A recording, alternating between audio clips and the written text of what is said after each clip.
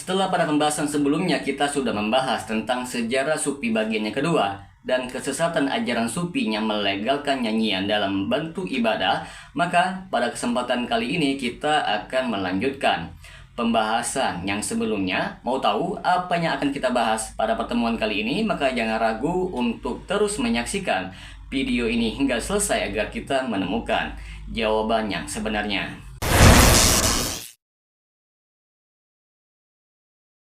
Assalamualaikum warahmatullahi wabarakatuh. Jumpa lagi dengan saya Rio Meliadi di channel Manhaj Dakwah. Pada episode kali ini kita akan membahas tentang hujah-hujah Sufi yang membolehkan zikir sambil bergoyang dan nyanyian dalam rangka ibadah kepada Allah Subhanahu wa Ta'ala. Di antara hujah mereka dalam membolehkan bergoyang ketika saat berzikir, mereka berhujah dengan kisah yang disebutkan dalam sebuah hadis tentang orang Habasyah yang melakukan permainan pedang di masjid. Maka di sini teman-teman sekalian kita akan jawab argumentasi orang Sufi tersebut. Permainan pedang yang dilakukan oleh orang-orang Habasyah tersebut tidak akan goyang-goyang tetapi dalam bentuk atraksi pertunjukan, seperti maju menyerang musuh sambil mendekatkan pedang atau mundur sambil menangkis pedang lawan, sebagaimana yang dijelaskan oleh Imam An-Nawawi rahimahumullah dalam kitab beliau Syarah Sahih Muslim. Orang-orang Habasyah melakukan itu sebagai sarana latihan ketangkasan dalam menghadapi musuh, bukan sekedar main-main belaka. Kemudian tidak ada di antara mereka yang menganggap itu sebagai ibadah dan melakukan gerakan-gerakan serupa ketika mereka berzikir. Di antara orang-orang Sufi ada pula yang berhujjah dengan menghentak-hentakan kaki mereka saat bergoyang dengan kisah Nabi Ayub alaihissalam ketika diperintahkan Allah Azza wa Jalla menghentakkan kaki ke bumi. Maka kita akan jawab subhat mereka ini bahwa Nabi Ayub alaihissalam melakukan itu atas perintah Allah Azza wa Jalla agar keluar mata air dari bumi sebagai obat penyakit yang beliau derita. Apakah orang-orang Sufi menemukan perintah dari Allah Azza wa Jalla atau Rasulullah Sallallahu Alaihi Wasallam dalam melakukan hal yang sama ketika berzikir? Apakah orang-orang Sufi memiliki penyakit seperti Nabi Ayub alaihissalam? Nabi Ayub alaihissalam melakukan itu bukan dalam rangka berzikir pada Allah Azza wa Jalla atau memandang itu sebagai sarana beribadah kepada Allah Azza wa Jalla. Karena Nabi Ayub alaihissalam tidak pernah kembali melakukannya ketika beliau telah sembuh, apalagi melakukannya dalam keadaan berzikir. Kisah Nabi Ayub alaihissalam telah diketahui oleh para sahabat sebelum kita. Namun, tidak ada dari seorang pun dari antara mereka yang mengambil pelajaran dari kisah tersebut dalam metode berzikir atau menganjurkan hal serupa. Ibnu Ukail rahimahullah berkata, jika orang-orang Sufi berhujjah dengan kisah Nabi Ayub alaihissalam dalam perbuatan mereka tersebut, berarti kita juga boleh berhujjah dengan kisah Nabi Musa alaihissalam yang memukul batu dengan tongkat atas bolehnya memukul muka orang-orang Sufi dengan tongkat. Imam Ghazali mengatakan bergoyang dalam berzikir adalah pengambilan yang ada di atas pundak seseorang. Tidak mungkin ia tinggalkan kecuali dalam keadaan kesusahan. Di sini Imam Al-Ghazali berpendapat bahwa kebiasaan bergoyang dalam berzikir adalah perbuatan orang yang bodoh dan sulit untuk ditinggalkan. Kenapa sulit? Karena sudah kecanduan dan merencanakan sarana ibadah.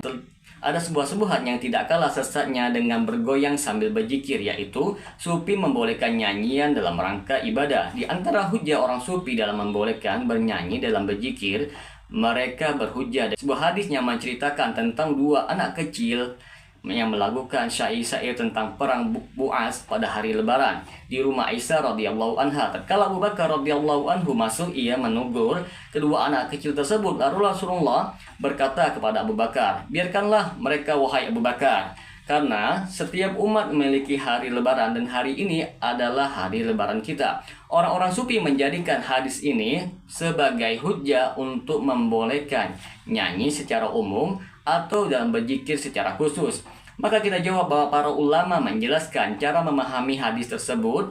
Rasulullah Shallallahu Alaihi Wasallam hanya memberi izin kepada anak-anak kecil pada hari lebaran atau acara pernikahan saja, sedangkan orang dewasa tidak ada dalil yang membolehkannya atau di luar waktu yang disebutkan. dan perbuatan itu sama sekali tidak dianggap sebagai sarana ibadah, sedangkan orang-orang sufi melakukannya setiap saat dan dianggap sebagai sarana ibadah kepada Allah Azza wa Jalla. Ditambah lagi yang melakukannya orang-orang yang sudah dewasa, dan tidak pernah seorang pun dari para sahabat maupun para ulama berbuat apalagi memajukannya. Jika nyanyian tersebut dilakukan sepanjang waktu, berarti tidak ada artinya menyampaikan yang terkandung dalam hadis tersebut.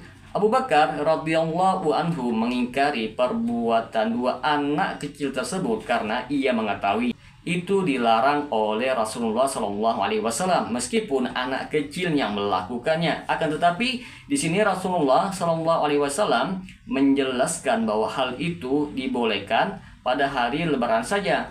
Untuk anak kecil ini membuktikan bahwa hal itu pada dasarnya perbuatan yang terlarang. Para ulama juga menjelaskan bahwa syair yang dibolehkan pada hari Lebaran khususnya bagi anak kecil dengan syarat tidak mengandung unsur-unsur negatif seperti mengandung nilai-nilai kesyirikan, celaan, atau kata-kata yang memancing hawa nafsu. Kemudian syair-syair yang dilakukan anak-anak kecil tersebut tidak seperti lagu-lagu yang ada pada zaman sekarang yang diputar dengan musik dan dengan suara yang menggiurkan. Bahkan sebelumnya dilakukan latihan berkali-kali dalam lafaz hadis tersebut menyebutkan bahwa kedua anak kecil bukanlah penyanyi.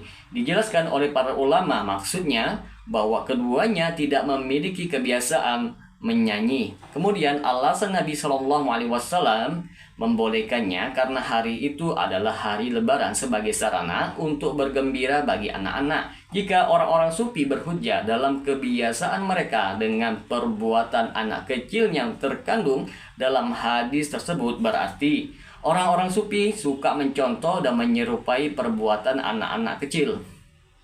Berkata Ibnu Hajar al-Asqalani rahimahullah, sekelompok orang-orang sufi berhujjah dengan hadis ini dalam membolehkan nyanyian dan mendengarkannya baik dibantu dengan alat musik maupun tidak. Cukup untuk membantah perkataan mereka dengan ungkapan Aisyah radhiyallahu anha dalam hadis tersebut, keduanya bukanlah penyanyi. Kemudian Ibnu Hajar rahimahullah menukil kata Imam Al-Qurtubi, adapun bid'ah yang biasa dilakukan orang-orang sufi adalah hal yang tidak ada penghalang tentang keharamannya. Bahkan mereka sampai ke puncak penutupan sehingga menjadikannya sebagai ibadah dan amal soleh serta menganggap hal tersebut menghasilkan sebuah kebaikan. Ini adalah peninggalan orang-orang jindik. Kemudian orang-orang sufi juga berhujjah dalam perbuatan mereka tersebut dengan penyerahan yang dibolehkan oleh Rasulullah SAW pada saat walimahan pernikahan.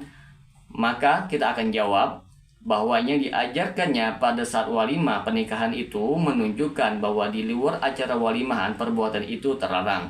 Kalau tidak, tentu tidak perlu terjadi kalau seandainya dibolehkan dalam setiap saat. Semoga dengan sedikit penjelasan ini dapat memberikan manfaat bagi teman-teman sekalian. Dan apabila channel ini dapat memberikan manfaat bagi teman-teman sekalian, silakan subscribe dan share. Semoga bermanfaat. Assalamualaikum warahmatullahi wabarakatuh.